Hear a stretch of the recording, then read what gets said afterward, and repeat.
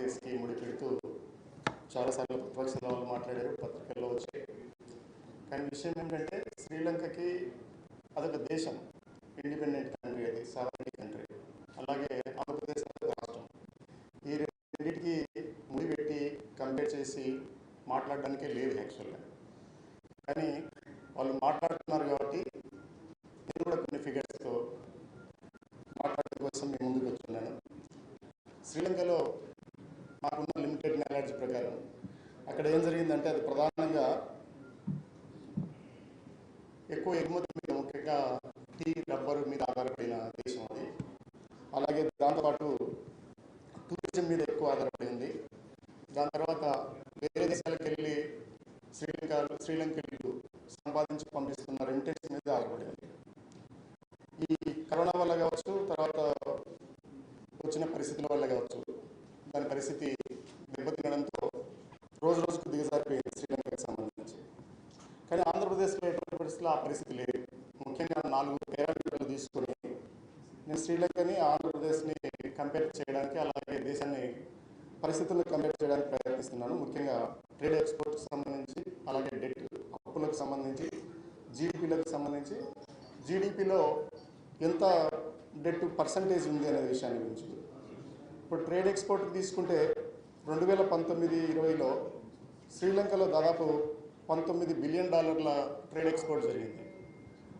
19-20లో $19 జరిగితే 20లో తగ్గిపోయింది, దాదాపు $13 బిలియన్ తగ్గిపోయింది.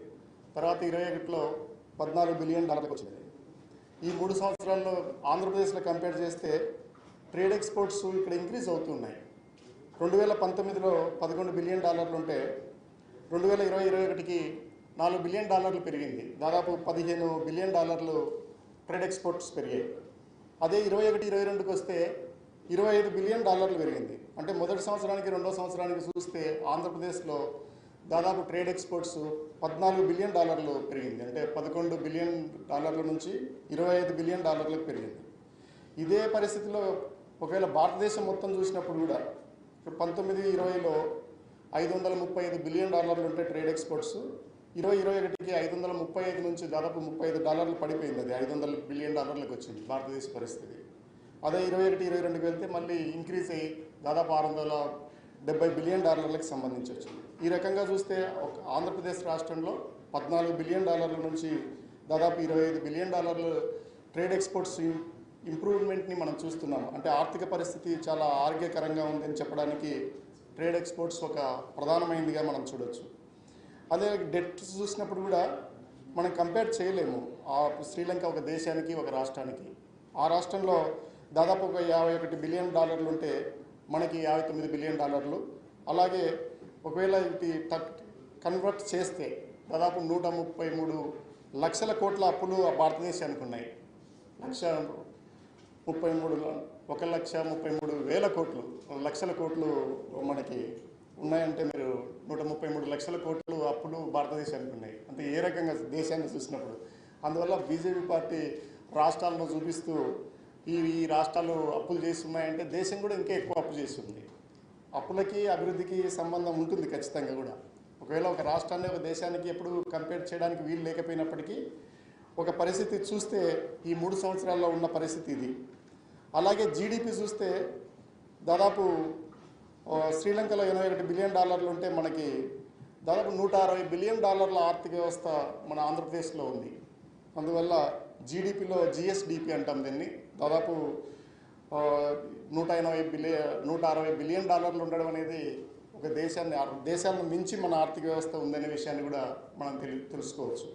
అలాగే US డాలర్లలో పోలిస్తే 1.29 దగ్గర $3 ట్రిలియన్ వ్యవస్థ భారతదేశానికి ఉంది. అయితే మనం కూడా ఈ మొత్తం చూస్తే మొన్న ప్లీనరీ టయానికి చూస్తే దాదాపు 1,62,000 కోట్ల రూపాయలు ప్రజల అకౌంట్లకి ఎలాంటి లంచాలు లేకుండా, మధ్యవర్తులు లేకుండా సంక్షేమ పథకాలని చేర్చిన సందర్భాన్ని మనం గమనిస్తాం. గతంలో ఎప్పుడూ ఇలా జరగలేదు. మాజీ ప్రధానమంత్రి రాజీవ్ గాంధీ గారికి మాటల్ని దృష్టిలో పెట్టుకుంటే ఒక 30 ఏళ్ల కిందట ఆయన చెప్పిన మాట ఏంటంటే, ₹1 ప్రభుత్వ పథకాలకు పంపిస్తే దాదాపు 85 పైసలు పక్కదారి పడుతుంది, కేవలం 15 పైసలే ప్రజలకు చేరుతుంది అనే మాట ఆయన చెప్పినాడు ఆ రోజుల్లో. ఈరోజు ఆంధ్రప్రదేశ్లో ఎవ్వరు కూడా 100 పైసలు పంపిస్తే 100 పైసలు చేరుతున్న పరిస్థితి ఉంది. అంతేకాకుండా ఎక్కడ కూడా అన్ప్రొడక్టివ్ వర్క్ జరగట్లేదు. ప్రజలకి నేరుగా అకౌంట్లలోకి డబ్బులు చేరుతున్నాయి.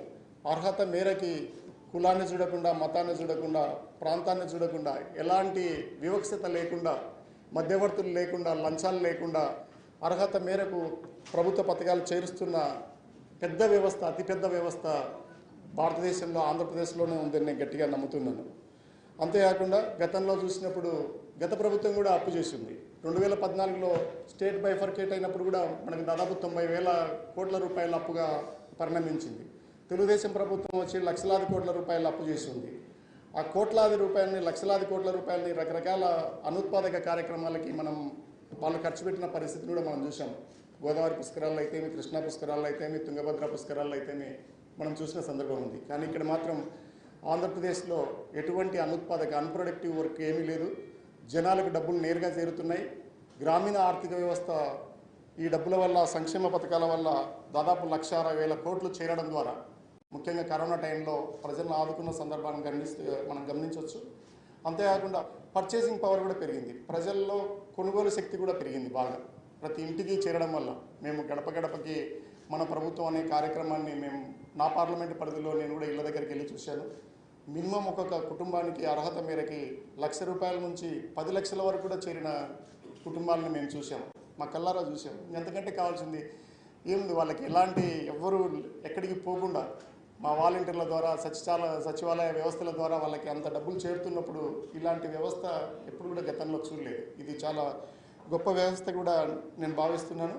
అంతేకాకుండా ఈ ప్రభుత్వము ప్రజల కోసం ముఖ్యంగా నాడు నేడు కార్యక్రమాల ద్వారా లక్షలాది కోట్ల రూపాయలని ఖర్చు పెట్టిన సందర్భాన్ని చూసాం.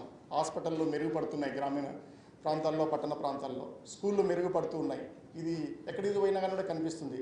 ప్రతి ఊరిలో కూడా అభివృద్ధికి చిహ్నాలుగా, సంకేతికాలుగా మనకి గ్రామీణ సచివాలయాలు కనిపిస్తున్నాయి, రైతు భరోసా కేంద్రాలు కనిపిస్తున్నాయి, ఆయుష్మాన్ సంబంధించి హాస్పిటల్కి సంబంధించి మెరుగైన కార్యక్రమాలు మనకు కనిపిస్తున్నాయి. ఇవన్నీ కూడా ఈ అభివృద్ధి కార్యక్రమాలు, సంక్షేమ కార్యక్రమాలు ప్రజలకి అలాగే ప్రభుత్వానికి, ముఖ్యంగా జగనన్న ప్రభుత్వంలో ఒక 2 కళ్ళలాగా వెళ్తున్నాయనే విషయాన్ని తెలియజేస్తూ, కోట్లాది రూపాయలు, లక్షలాది రూపాయలు, లక్షలాది కుటుంబాలకి చేరిన వైనాన్ని గమనిస్తూ ప్రతిపక్షాలు అబద్ధపు ప్రచారాలు ఏవైతే చేస్తున్నాయో ఆర్భాటంగా, వాళ్ళు ఆ పరిస్థితిని మానుకోవాలని నేను తెలియజేస్తున్నాను.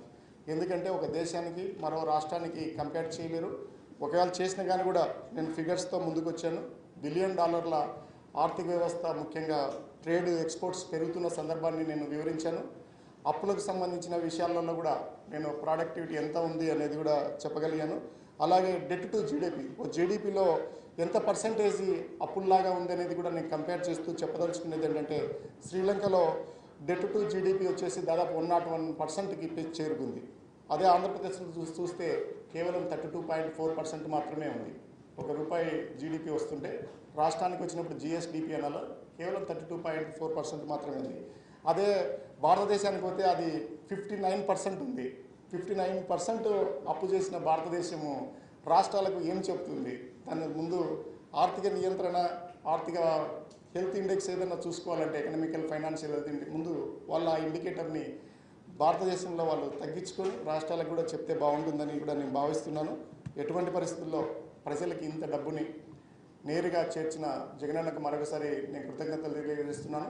గతంలో ఎప్పుడు కూడా భారతదేశ స్వాతంత్రం తర్వాత కోట్లాది రూపాయలు, లక్షల కోట్ల రూపాయలు ఎప్పుడు కూడా లక్షలాది కుటుంబాలకి ఇంత ఏమాత్రము మధ్యవర్తులు లేకుండా, లంచాలు లేకుండా, కమిషన్లు లేకుండా, లీకులు లేకుండా ఇచ్చిన గొప్ప ఆర్థిక వ్యవస్థను సృష్టించిన జగనన్నకు కృతజ్ఞతలు తెలియజేస్తున్నాను.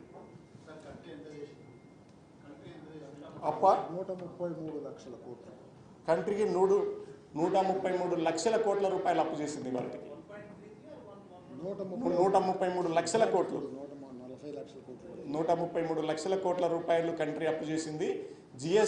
జీడిపిలో 59% చేసి ఉంది. మనం చేసింది 32.4, ఆంధ్రప్రదేశ్ రాష్ట్రం చేసింది 32.4, అదే దేశం చేసింది 59%, శ్రీలంక చేసింది 101%. అందువల్ల ప్రజల్ని మభ్యపెట్టొద్దని ప్రతిపక్షాలని గట్టిగా కోరుతున్నాను. పత్రికల ద్వారా, మీడియా, ఎలక్ట్రానిక్ మీడియా ద్వారా, ప్రింట్ మీడియా ద్వారా ఈ విషయాలన్నీ కూడా రాష్ట్ర ప్రజలకు నేను తెలియజేస్తున్నాను. ఎటువంటి పరిస్థితుల్లో శ్రీలంక లాంటి సంక్షోభం కానీ, ఆర్థిక సంక్షోభం కానీ మన రాష్ట్రానికి కానీ మన దేశానికి కానీ లేదు. అందువల్ల ఇబ్బంది ఏం లేదు. అందుకనే మాట్లాడారు కాబట్టి మిగతా రాష్ట్రాల వాళ్ళు కూడా కౌంటర్ ఇచ్చారు. నా దగ్గర పంజాబ్ ఏం చేసింది, ఎంత ఫిగర్స్ ఉన్నాయి, అలాగే తమిళనాడులో ఎంత ఉన్నాయి, రాజస్థాన్లో ఎంత ఉన్నాయి అనేది కూడా తెలుసు. అన్నిటికంటే కూడా మనం అంత మీరు పైన ఏం లేదు, చాలా మధ్యలో కాదు, ఇంకా కిందగా ఉన్నామని కూడా నేను తెలియజేస్తూ. Okay, thank you. వందనాలు.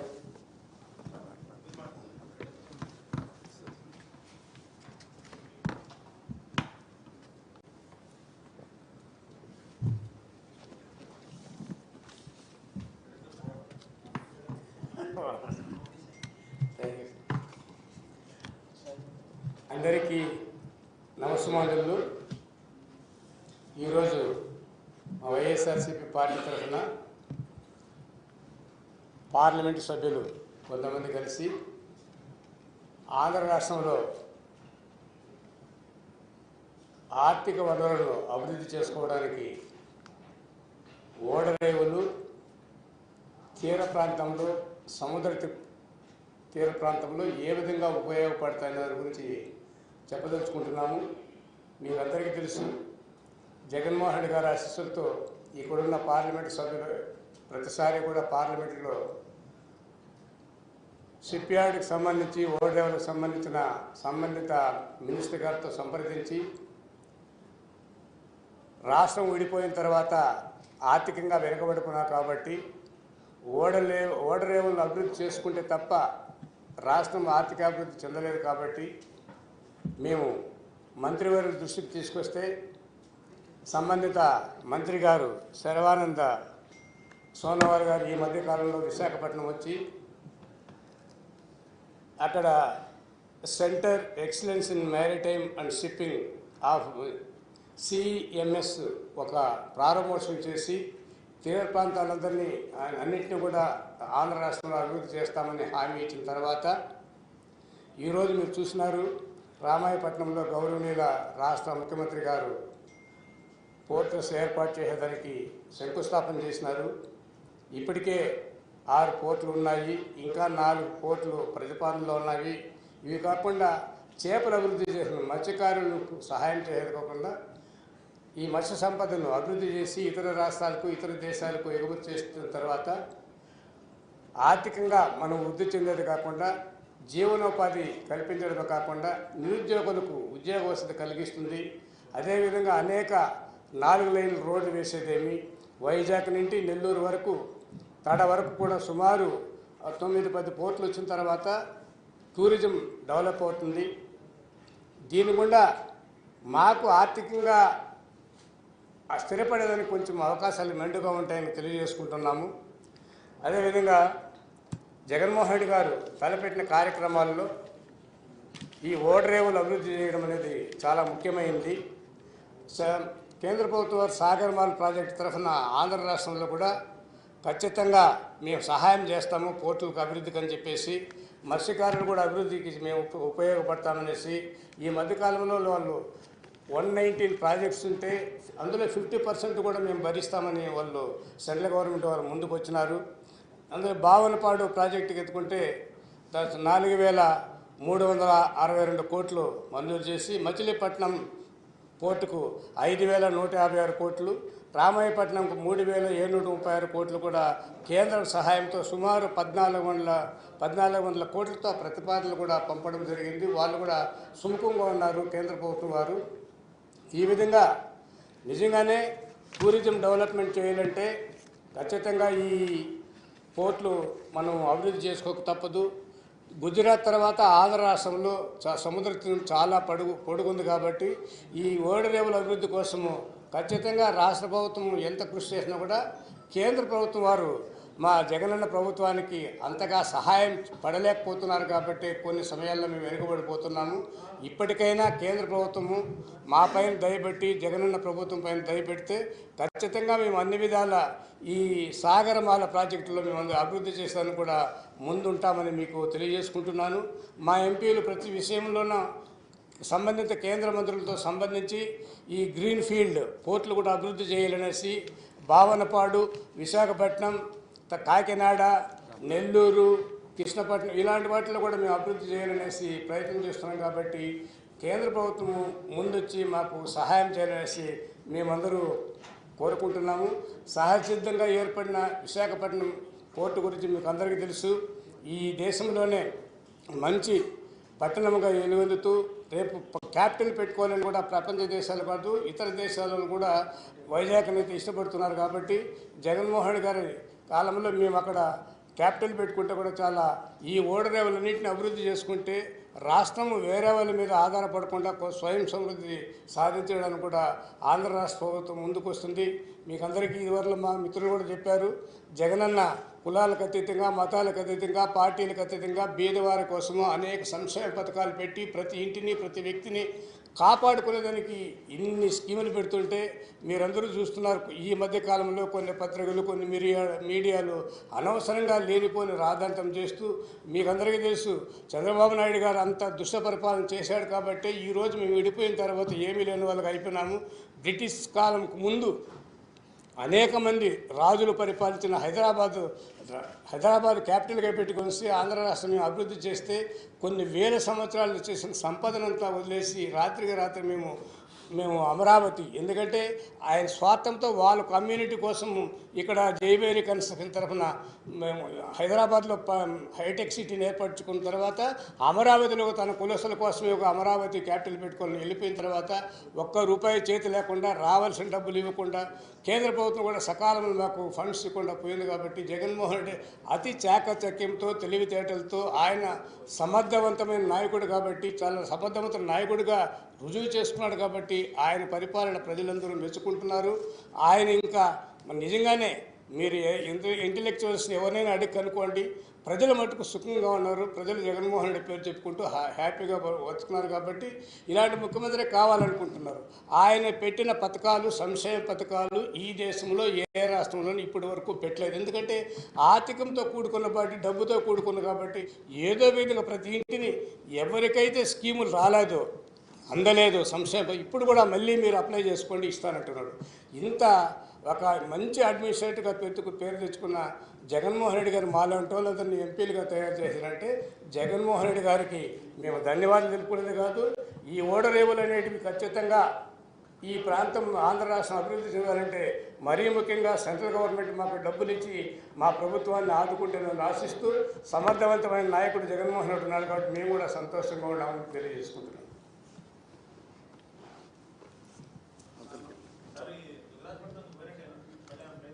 రామాయపట్నం వచ్చింది.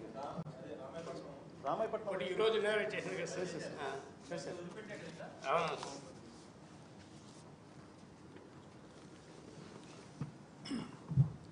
అందరికీ నమస్కారం. ఈరోజు ముఖ్యంగా మన ముఖ్యమంత్రి గారు ఫౌండేషన్ స్టోన్ వేసినారు రామాయపట్నం పోర్టుకి. సో దాని గురించి నిన్న అంతా మాట్లాడుకున్నాం.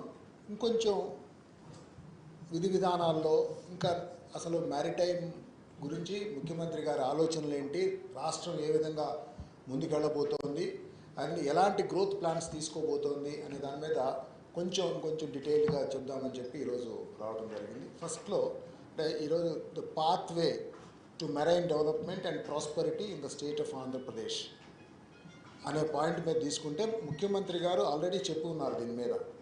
It's my dream to unlock the entire economic value of the long Coast line of the state and make our state A top maritime economy as well as a leading port gateway to people of Andhra Pradesh to realize this vision in time bound manner. అంటే ఆయన చాలా clarity తోటి ఆయన విజన్లో చాలా clarity ఉంది. ఏ విధంగా ఆంధ్ర రాష్ట్రాన్ని maritime సెక్టర్లో ముందుకు తీసుకెళ్ళాలి, ఇది చాలా ఇంపార్టెంట్ సెక్టర్ మనకి అనేటటువంటి ఆలోచనతోటి ఒక విజన్ స్టేట్మెంట్ చేసుకోవటము, దాన్ని ఓవరాల్గా ఎంటైర్ సిస్టంలో కూడా దాన్ని కమ్యూనికేట్ చేయటం, క్లియర్గా టైం లైన్స్ ఇచ్చారు. ఏమేమి పోర్ట్స్ మనం డెవలప్ చేసుకోవాలి, మేజర్ పోర్ట్స్ కానీ మైనర్ పోర్ట్స్ కానీ, మేజర్ పోర్ట్స్ మీకు తెలుసు అంతా కూడా గవర్నమెంట్ ఆఫ్ ఇండియా ఆధ్వర్యంలో ఉంటాయి. వాటన్నిటిని ఎఫెక్టివ్గా ఇంప్లిమెంటేషన్ ఆపరేషన్స్ని డెవలప్ చేసుకునే దాని మీద, అలాగే minor ports and private ports వీటన్నిటికి సంబంధించి ఒక డీటెయిల్డ్ వర్కింగ్ జరుగుతూ ఉంది. సో ఆ విజన్ని నిన్న కూడా మనం అనుకున్నాము. మాస్టర్ ప్లాన్ రూపేణ కంప్లీట్గా తయారు చేస్తున్నారు. వీటికన్నిటి కూడా ఇంప్లిమెంటేషన్ కంతా కూడాను Andhra Pradesh maritime board APMB as a single nodal agency for the integrated developments of state maritime ecosystem అనేది మనం తయారు చేసుకోవటం స్టేట్ అంతా కూడాను ప్లాన్ చేయటం జరిగింది. దాంట్లో పాయింట్గా పోర్ట్స్, జెట్టీసు, అలాగే ఫిషరీ హార్బర్స్, తర్వాత పోర్ట్ లెడ్ ఇండస్ట్రియల్ డెవలప్మెంట్, తర్వాత ship building, repairs and recycling, తర్వాత మ్యారిటైమ్ టూరిజం, కోస్టల్ షిప్పింగ్, తర్వాత greening and decarbonisation of ports, తర్వాత connectivity and ancillary infrastructure. So వీటన్నిటినీ కూడాను as a point of infrastructure వీటన్నిటినీ కూడాను గుర్తించడం జరిగింది. సో ఆ అన్నిటి ఏరియాల్లో కూడాను master planning and action plan for implementation కూడాను తయారు చేసుకోవడం జరుగుతూ ఉంది. రెండవది వచ్చేసి సర్వీసెస్లోకి వచ్చేసరికి digital and IT enabled ecosystem తీసుకురావడం జరుగుతోంది. Connectivity and predictability of the ships వాళ్ళ ట్రాన్స్పోర్టేషన్, అలాగే marine R&D and training centres రాబోతున్నాయి. Consistency and predictability in terms of marine operations తీసుకొస్తాం. Quality assurance from logistic service providers, ఇది కూడా ఏ రోజు మనకి ఏ విధంగా ఈ లాజిస్టిక్స్ మనకి ఏ రోజుకి మనకి లోడ్ అవుతుంది, ఏ రోజుకి అన్లోడ్ అవుతుంది, ఏ రోజుకి మనం మల్టీ మోడల్ లాజిస్టిక్లోకి మనం తీసుకెళ్ళగలుగుతాం అనేది కూడా కంప్లీట్గా డీటెయిల్డ్గా దీన్ని చేయడం జరుగుతుంది. అండ్ తర్వాత various other value added services ఈ పోర్ట్స్ చుట్టూతో కూడా packaging, processing, then warehousing ఇవన్నీ కూడాను ప్లాన్ చేయడం జరుగుతూ ఉంది. సో అంటే ఇవన్నీ కలిపి ఒక చక్కటి పాలసీ రెగ్యులేషన్ తీసుకొస్తున్నాము. స్టేట్ గవర్నమెంట్ ముఖ్యమంత్రి గారి ఆలోచనలతోటి ఒక చక్కటి governance all over the world which is going to be appreciated. ఆ పాయింట్ ఆఫ్ వ్యూలో పాలసీ అండ్ రెగ్యులేషన్లో holistic maritime vision and development plans తీసుకొస్తున్నాము. అలాగే ఎనేబులింగ్ పాలసీ అండ్ రెగ్యులేషన్స్ కూడా తీసుకొస్తాం జరుగుతుంది. తర్వాత మీకు పోర్ట్ లెడ్ డెవలప్మెంట్లో ఆంధ్రప్రదేశ్లో మీకు అంతా అవగాహన ఉంది. మనకి already Visakhapatnam as a major port ఉంది. మనకి ఇప్పుడు Bhavanapadu, Kakinada SEZ port, Machilipatnam port and Ramayapatnam port ఇవన్నీ కూడాను అండర్ డెవలప్మెంటల్ వేరియస్ డెవలప్మెంట్ స్టేజెస్లో వస్తున్నాయి. అలాగే ఎగ్జిస్టింగ్ పోర్ట్స్కి వచ్చేసేస్తే Krishnapatnam, Kakinada deep water port and Gangavaram port ఇవి మూడు కూడాను మనకి ఆల్రెడీ మనకి ఎస్టాబ్లిష్ అయ్యి మనకంటే ఒక మేజర్ ఒక ఇన్వెస్ట్మెంట్ని ప్లస్ ఆల్సో ఇండస్ట్రియలైజేషన్ని తీసుకొచ్చే దిశలో మన విజన్ నడుస్తూ ఉంది. దానికి తగిన విధంగానే ఈరోజు రామాయపట్నంలో జరిగినటువంటి ఫస్ట్ ఫౌండేషన్ ఎన్ని టైం బౌండ్ మేనర్లో అన్న విధంగా ఒక్కొక్కటి ఆ దిశలో తీసుకొస్తున్నారు. అలాగే ఫిషింగ్ హార్బర్స్లో కూడా మీకు తెలుసు భావనపాడు ఫిషింగ్ హార్బర్, అలాగే Budagatlapalem fishing harbour, then Visakhapatnam fishing harbour, Pudimadaka fishing harbour, Uppada fishing harbour, Kakinada fishing harbour, Biyyaputhippa fishing harbour, Machilipatnam fishing harbour, Nizampatnam fishing harbour, Vadarevu fishing harbour and Kothapatnam fishing harbour ఇందులో, అలాగే జువలదిన్న ఫిషింగ్ హార్బర్. సో వీటన్నిటిని కూడా మీరు చూస్తే కొన్ని చాలా వరకు ఆల్రెడీ కొన్ని ఉన్నాయి, ఎగ్జిస్టింగ్ ఉన్నాయి, కొన్ని ఇప్పుడు ఇంప్లిమెంటేషన్ జరుగుతున్నాయి, ఇంకా కొన్ని రాబోతున్నాయి. అంటే ఒక్కసారి ఇవి నెక్స్ట్ 3 to 5 years టైంలో కనుక ఈ అన్ని fishing harbours that is what the time line given అనమాట. ఇవి ఒక్కసారి వచ్చేసేస్తే ఒక సైడ్ ఫిషింగ్ నుంచి కానివ్వండి, ఒకరోజు మేజర్ పోర్ట్స్ మైనర్ పోర్ట్స్ నుంచి కూడాను the entire planning around this infrastructure especially maritime infrastructure is going to be in a big place. So దాని తర్వాత మనం చూసుకుంటే దానికి అనుగుణంగా ఇందాక మనం చెప్పుకున్నట్లు ఇండస్ట్రియల్ పార్క్స్ అనేది వస్తే మనకి తప్పనిసరిగా బికాస్ ఆంధ్ర రాష్ట్రంలో మనకి దాదాపు 23% మన రెవెన్యూ వచ్చేసేసి ఇండస్ట్రియలైజేషన్ నుంచి వస్తూ ఉంది.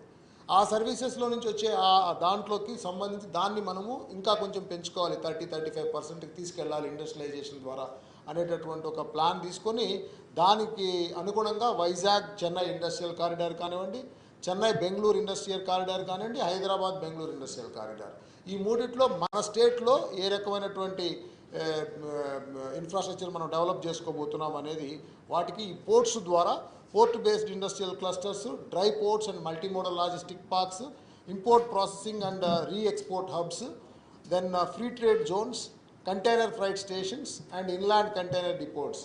ఇవన్నీ కూడాను వేరియస్ లొకేషన్స్లో ప్లాన్ చేయడం జరుగుతుంది. మాస్టర్ ప్లాన్ ద్వారా ఇవన్నీ ఎక్కడెక్కడ రాబోతున్నాయి, వాటన్నిటి దాని ద్వారా ఏ రకమైనటువంటి ఎంప్లాయ్మెంట్ అలాగే రెవెన్యూ జనరేషన్ జరగబోతుంది అనేది కూడాను కంప్లీట్గా గవర్నమెంట్ సైడ్ నుంచి, అలాగే ఏపీ మ్యారిటైమ్ బోర్డు దాన్ని ఇంప్లిమెంటేషన్ ఏజెన్సీగా కూడా మొత్తం తీసుకొని రాబోతుంది. ఇవన్నీ ఇనిషియేటివ్స్ వలన it is going to develop a huge employment base in our state and large socio economic benefits అన్నీ కూడా రాబోతూ ఉన్నాయి.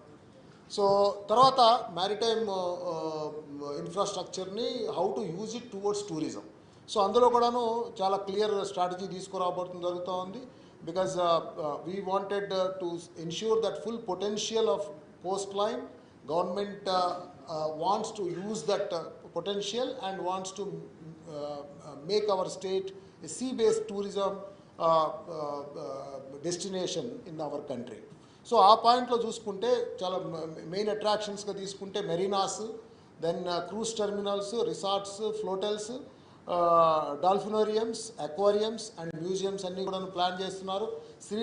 See front and river bank development programmes కూడాను ప్లాన్ చేయడం జరుగుతుంది. వీటన్నిటిని కూడా 1 by 1 స్టెప్ బై స్టెప్ ఇవన్నీ కూడాను రాబోతున్నాయని చెప్పి నేను మీకు తెలియజేస్తా ఉన్నాను.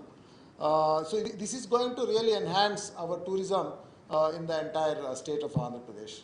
తర్వాత ఇవన్నీ కలుపుకొని ఇంకా కొత్త ఇనిషియేటివ్స్ వీటితో పాటు కూడా ఈ around this maritime floating solar parks plan చేస్తున్నాము.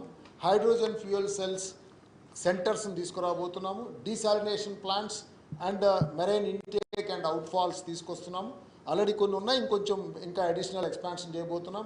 Of sure wind, tidal and wave energy ప్లాంట్స్ని కూడా ప్లాన్ చేస్తున్నాము. Large offshore seaweed and marine agriculture కూడాను ప్లాన్ చేయడం జరుగుతుంది. సో వీటన్నిటి ద్వారా మెరైన్ ఇన్ఫ్రాస్ట్రక్చర్ని మన రాష్ట్రాన్ని దేశంలోనే ముందు ఉంచే విధంగా ఒక చక్కటి మాస్టర్ ప్లాను, విజన్ను తీసుకొని దానికి ఒక క్లియర్ ఎగ్జిక్యూషన్ ఏజెన్సీగా మ్యారిటైమ్ బోర్డుని పెట్టుకొని అందులో టైం బౌండ్ ప్రోగ్రామ్స్గా వీటన్ని ఏరియాస్లో ఏ విధంగా వర్క్ చేయాలనే దాని మీద రాష్ట్ర ప్రభుత్వం ముఖ్యమంత్రి జగన్మోహన్ రెడ్డి గారి నాయకత్వంలో ఒక చక్కటి విజన్ మ్యాప్ను తయారు చేసి వచ్చే తరానికి ఒక 30 సంవత్సరాలకి తగిన విధంగా ఏ విధంగా మన మెరైన్ సెక్టర్ని తీసుకెళ్ళాలి, రాష్ట్రాన్ని ఏ విధంగా ముందు ఉంచాలి అనేటటువంటి కార్యక్రమంలో చాలా డీటెయిల్డ్ ప్లాన్స్ అన్నీ కూడా తయారు చేయడం జరిగింది. సో దీని ద్వారా వీటన్నిటికీ ప్రతి దానికి టైం బౌండ్ ప్రోగ్రామ్ ఇచ్చారనమాట. సో ఆ డీటెయిల్స్ అన్నీ కూడా more and more details also మనం మీడియా వారికి తెలియజేయడం జరుగుతుంది. సో కాబట్టి ఏ విధంగా చూసినా నిన్న కూడా మనం మాట్లాడుకున్నాం, ఎప్పుడు కూడాను మనకి వ్యవసాయం, పరిశ్రమలు, తర్వాత సేవా పథకాలు, తర్వాత మౌలిక వసతులు, ఈ 4 ఏరియాస్లో మనం ప్రతిసారి ఏది చూసుకున్నా దీని మీదనే చూసుకోవాలి. ఇప్పుడు సేవలకు సంబంధించినటువంటి సర్వీసెస్ సెక్టార్ని కూడా చాలా పెంచాలి, అందులో నుంచి రెవెన్యూస్ని చాలా తీసుకురావాలి అని అంటే ఇక్కడ ప్రజల్లో వాళ్ళ జీవన ప్రమాణాలు పెరగాలి. ఆ ప్రమాణాలు పెరగాలి అని అంటే మనం పెట్టుబడి పెట్టాలి. ఇప్పుడు మనం అంటున్న అంతా ఫ్రీబీస్, ఇది ఫ్రీ కాదు, ప్లీజ్ అండర్స్టాండ్, ఇది పెట్టుబడి. ముఖ్యమంత్రి గారు ఎంతో ఆలోచన చెప్పారు. విద్య మీద పెట్టేటటువంటి ఏ ఖర్చు అయినా, ఆరోగ్యం మీద పెట్టేటటువంటి ఏ ఖర్చు అయినా, అలాగే ఉండటానికి ఇల్లు ఇచ్చేదైనా, ఇవన్నీ బేసిక్ నీడ్స్ కదా. వీటన్నిటినీ కూడాను మనము మంచిగా మన వాళ్ళందరికీ ముందు అందరికీ మన రాష్ట్రాన్ని అందులో ఉన్న వాళ్ళందరికీ కూడా మంచిగా దాన్ని ఇన్వెస్ట్మెంట్ చేసి వాళ్ళందరికీ కూడా బేసిక్ నీడ్స్ ఫుల్ఫిల్ చేస్తే దాని తర్వాత వాళ్ళు నేర్చుకున్నటువంటి చదువులు, వాళ్ళు నేర్చుకున్నటువంటి ఆలోచనలు, పెంచుకున్నటువంటి ఆలోచనలు, వీటన్నిటి ద్వారా వాళ్ళు రాష్ట్రానికి ఒక మంచి అసెట్స్ అవుతారు. ఆ అసెట్ని చక్కగా ఉపయోగించుకొని మనకు వచ్చే రోజులకి మనం ఆదాయ వనరులను పెంచుకునే విధంగాను, అలాగే అందరూ కూడాను సంతోషంగా ఉండే విధంగా తీసుకెళ్లే ప్రక్రియలో భాగంగా ముఖ్యమంత్రి గారు ఎంతో ముందు చూపుతోటి ఆలోచనతోటి ఎన్ని ప్రోగ్రామ్ చేస్తున్నారు. ఈరోజు మాకు చాలా సంతోషంగా ఉంది. మా ఎంపీలు అందరూ కూడా ఇక్కడి నుంచి 31 మంది ఎంపీలు మొత్తం కూడాను రేత్రింబగుళ్ళు కష్టపడి ఏ విషయంలో నేను చూస్తున్నాను కదా, చాలా కమిట్మెంట్ తోటి గవర్నమెంట్ ఆఫ్ ఇండియాలో ఉన్నటువంటి ఏ ప్రోగ్రామ్స్ అయినా కానీ మన స్టేట్కి సంబంధించిన, అలాగే ఎవరెవరి వర్క్ ఏం చేయాలనేది పంచుకుంటూ అందరూ కూడాను కలిసి గట్టిగా పనిచేస్తూ రాష్ట్రానికి ప్రతి విషయంలో కూడాను మా వంతు కృషి చేసే విధంగా ఎంపీలు అందరం కూడా కలిసి పనిచేస్తున్నామని చెప్పి మీ ద్వారా ఆంధ్ర రాష్ట్ర ప్రజలకు అందరికీ తెలియజేయడం జరుగుతాం. 6 months టైం ఇచ్చారు. So I think by December నేను కూడా విజన్ డాక్యుమెంట్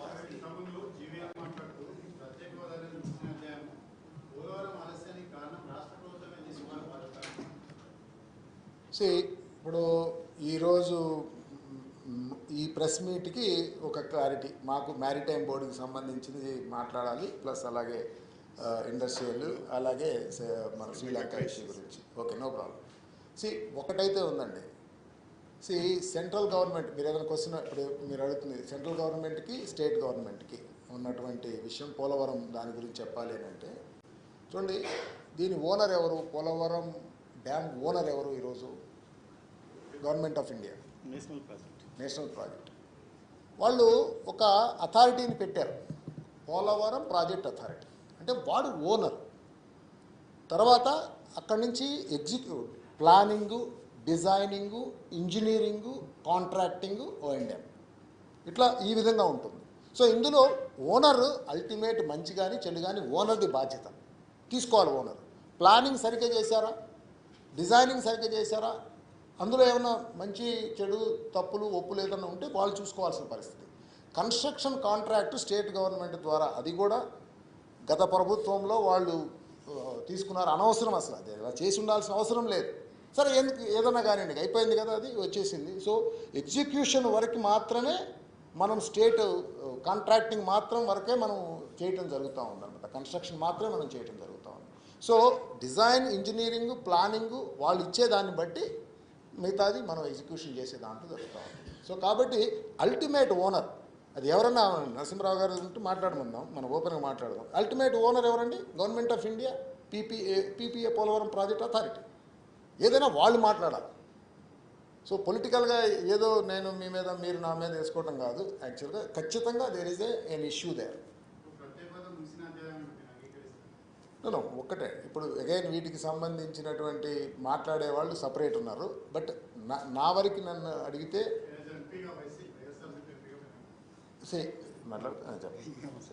రెండు విషయాలు. ఒకటి ఏంటంటే, మొదటిది మీరు జీవీఎల్ పోలవరానికి సంబంధించి మీరు అడిగారు.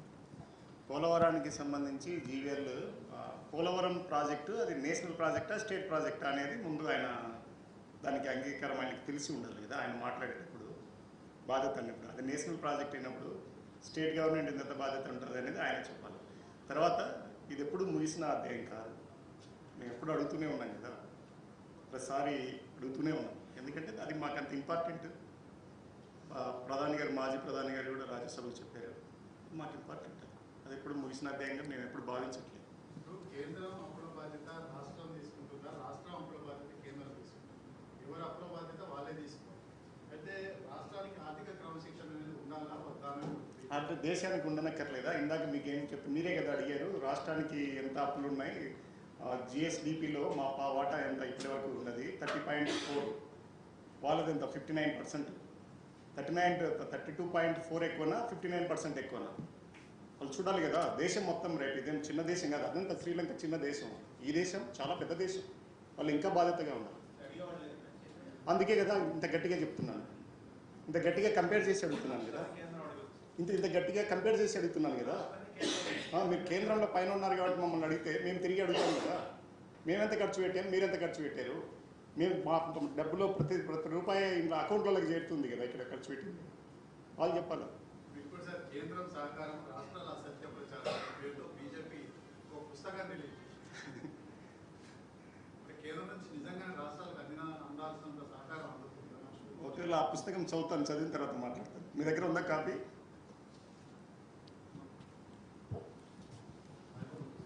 ఓకే.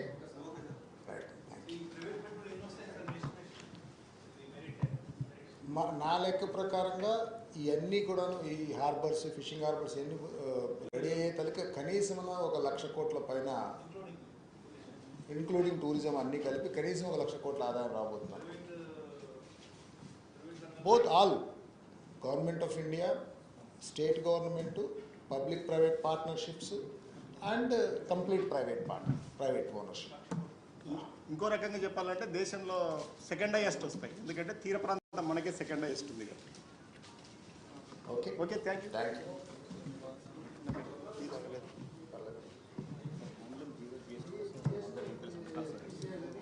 సేకరించు.